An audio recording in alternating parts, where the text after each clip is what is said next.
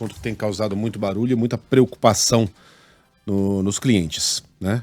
O presidente da Câmara dos Deputados, Arthur Lira, anunciou na semana que foi negociado que serão suspensos aqueles cancelamentos unilaterais relacionados a algumas doenças e transtornos, mais especificamente ao autismo, e também os cancelamentos unilaterais de planos de idosos. Por enquanto não teve nenhum acordo formal, né, para reverter esses cancelamentos ou evitar novos. Está conosco a Gisele Tapai, especialista em Direito da Saúde e sócia do Tapai Advogados. Doutora, obrigado pela participação aqui na Band News FM. Pleno sabadão, 7h47, acordou cedo. Muito obrigado, bom dia para a senhora. Eu que agradeço, Megali, bom dia para você, para a Débora e para todos os ouvintes. Doutora, obviamente há algo de errado na ordem, né? Na ordem das coisas, né? Não é normal e não é aceitável que empresas de saúde deixem ao léu pessoas com doenças graves, idosos. O que tem de errado? O que tem de errado no sistema e como é que a gente pode começar a equacionar esse problema? Pois é, Megali, infelizmente, essa é uma situação, né, que vem acontecendo e que vem deixando a gente muito preocupado, né? A gente que trabalha aqui com a área da saúde. Os cancelamentos sempre existiram. Isso não é uma novidade, as empresas, as operadoras já faziam isso. Mas o que está acontecendo agora é que a gente está vendo um cancelamento em massa. E é aqui que está o grande problema que a gente vem encontrando, né? O escritório recebia, por exemplo, no ano passado, cerca de 10% a 12% das nossas causas de saúde envolviam os cancelamentos. Hoje nós já estamos falando no aumento de 120%. Então, por exemplo, dia 1º, a gente recebeu assim, mais de 100 ou 200 telefonemas de cancelamento da Amil. Quer dizer, notadamente está sendo pessoas, assim, grupos inteiros sendo colocados para fora do sistema sem nenhuma explicação. E sem olhar se essas pessoas estão em tratamento, se elas têm alguma doença, alguma coisa que possa ser interrompida de uma hora para outra. Pessoas que estão ali pagando por 10, 12, 15 anos.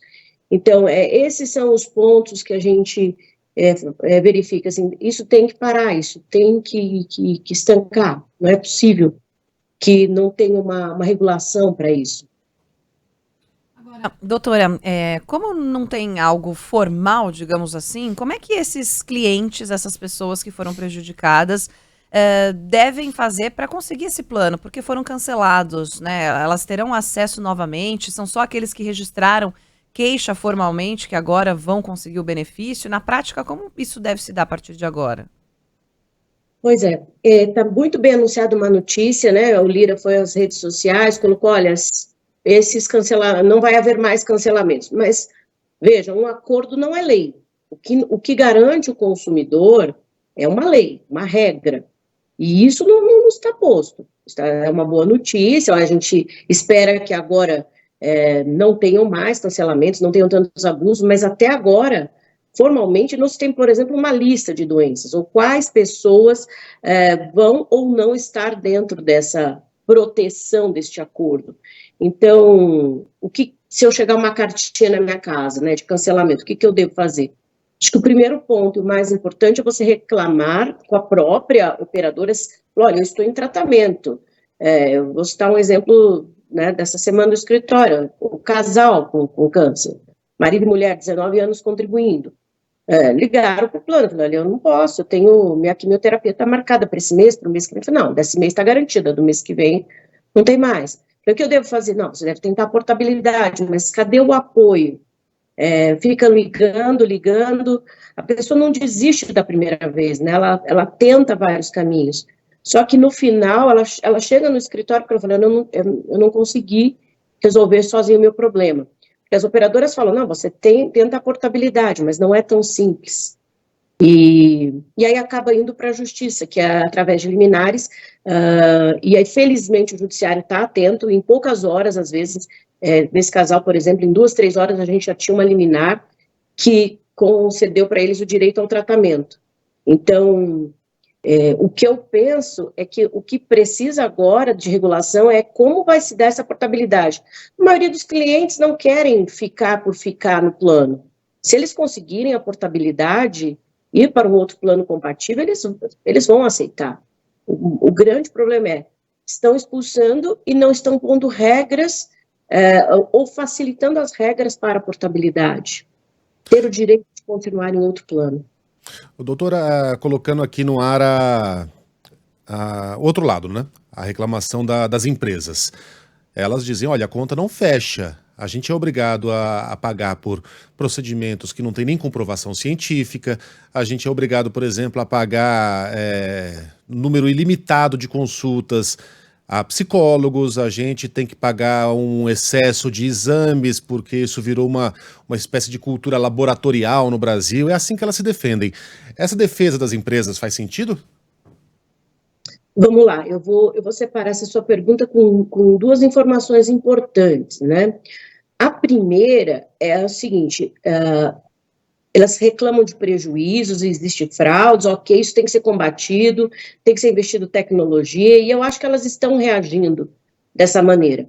Agora, o que não pode é fazer a prática discriminatória, jogar para fora pessoas que contribuíram. Quer dizer, enquanto você, Megali, você está saudável, você está bem, você está numa faixa etária que, pela estatística, você não vai ter grandes problemas de saúde, você é bem-vindo. Então, você vai pagar 10, 20 anos. Aí, imagina quando você chegou aos 70 anos, você contribuiu, você recebe uma cartinha, agora que você está no meio do seu tratamento, que você está esperando aí o seu remédio de alto custo chegar, você fala, opa, não, agora você ficou deficitário, você está indo embora. Eu acho que esse é o cenário. Quer dizer, um ponto vamos melhorar essa questão das fraudes, tem que ser combatidas, e eu acho que eles têm aí investido muito em tecnologia para isso, e acho que isso deve continuar existindo. Agora, do outro lado, não se pode totalmente jogar para fora todo um grupo de pessoas que sempre contribuíram para o sistema, sempre pagaram. Quer dizer, eu não vi cancelamento de crianças, de saudáveis. Isso não chega para a gente. Até porque a gente paga na idade saudável, imaginando que a gente vai ter um colchão ali de proteção na idade mais avançada, né, doutor? Agora, se eu contrato um advogado, olha, já que vocês estão me descartando agora que eu tô com os meus 70, 80 anos, eu quero ser ressarcido por aquilo que eu paguei e não usei quando eu era saudável. Eu tenho alguma chance de ter sucesso nessa ação? Ô, Megali, eu vou ser bem honesta com você. A gente nem busca reparação. Até se podia abrir uma discussão de danos morais, de práticas discriminatórias, mas a gente nem está de olho nessa questão. A gente está numa questão muito pontual, e a maioria dos clientes que chegam lá, eles falam assim, doutora Gisele, eu só quero o meu plano de volta. Eu não quero o Einstein Sírio, eu não quero o robô, eu só quero, assim, eu estou naquele hospitalzinho ali do meu bairro, com aquele médico, eu estou fazendo meu tratamento faz 2 anos, eu só quero continuar. Nós estamos falando de um custo, às vezes, eu só tenho uma cirurgia marcada, eu só quero minha cirurgia, depois eu quero ir embora. Veja, a situação, não é, a gente não estava falando de buscar a grandes valores, nada, só restabelecer. E restabelecer até o dia que você conseguir migrar para outro plano. Porque isso, se as operadoras facilitassem a portabilidade e aquelas que vão fazer a intermediação estilo Aqualicorp, se elas ajudarem o consumidor a migrar, não vai ter essa enxurrada de demandas ou essa grande de reclamações. Porque o consumidor diz o seguinte, eu só preciso ter aquilo que eu tinha. Nem menos nem mais, eu não estou exigindo tratamentos caros, isso aí há discussão, e eu concordo, a gente tem que verificar para o sistema ser saudável, mas o que se não pode é você contribuir por tudo isso, e agora elas chegarem, mas eu tenho custo, eu tenho isso, tá, mas há outras formas de controlar o custo. Elas estavam revendo as histórias de reembolso, os reembolsos discriminados, você colocava lá um procedimento estético e dava nota de dermatologista, ok, isso aí tem que ser corrigido, né? dobrar valores de consulta, aumentar a coparticipação, outros mecanismos que eles estavam fazendo, mas jogar para fora as pessoas que eles acham deficitárias e coloquem algumas cartas, Megali. Eu tenho cartinhas escrito lá, o seu contrato passou a ser deficitário, estou te mandando embora. Esse é o ponto. Então, e outra coisa, elas falam de prejuízo, mas existe no panorama da ANS, do quarto trimestre de 2023, o setor fechou com lucro de 1,9 bilhão. Nunca teve tantos usuários nos sistemas, nós estamos com mais usuários do que antes da pandemia. Então, isso tudo, isso não se conta, isso não vem para o público. Quer dizer, o lucro está batendo na porta, o número de usuários no sistema é grande. Uhum. Abusos, mas como no setor bancário, qualquer ordem do que o consumidor está envolvido, isso acontece. Agora, o poder público tem que regulamentar isso, não pode simplesmente, agora o seu contrato está deficitário, eu vou mandar embora, eu vou te jogar fora do sistema. Doutora, o Código de Defesa do Consumidor, ele não considera esse cancelamento unilateral uma prática abusiva? Tem diferença quando é um plano individual de um plano coletivo para acontecer esse cancelamento e as implicações que decorrem dessa rescisão aí unilateral? Excelente pergunta, Débora. É uma diferença muito importante, porque no plano individual não é permitido o cancelamento. Veja só. Não é permitido, mas o que acontece? Menos de 20% dos nossos planos aqui no Brasil hoje são individuais ou familiares. Esse plano você não consegue comprar. Eu falo que quem tem um plano hoje individual e familiar, fique com ele, case com ele e não se separe nunca mais. Primeiro porque o reajuste, ele é tabelado pela ANS todos os anos. Esse ano nós estamos falando numa casa de 7% de aumento versus 25% de um coletivo. Quer dizer, é um valor muito diferente, então só pelo reajuste já é um grande benefício e também pela proibição do cancelamento. Então, essa é a questão do individual. Duro é achar para comprar, você não acha.